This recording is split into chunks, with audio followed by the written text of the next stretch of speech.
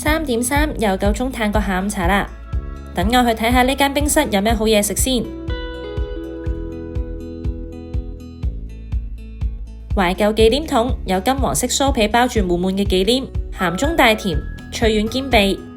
呢度嘅出爐靚蛋撻、菠蘿油同埋脆皮菠蘿包都好出色㗎，仲有超級豐富嘅 all day breakfast。望到塊巨型炸魚柳，真係忍唔住流口水啊！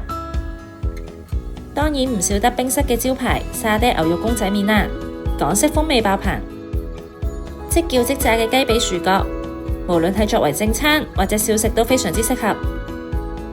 呢度嘅燒味係現場燒製，今次就試咗鮮嫩多汁嘅燒鵝，同埋皮脆肉嫩嘅乳豬。XO 醬鐵板肥牛烏冬野味濃郁，散發出陣陣嘅焦香，每一啖都超滿足。經典嘅小炒王加上鮮甜帶牙嘅鮑魚，餸飯一流。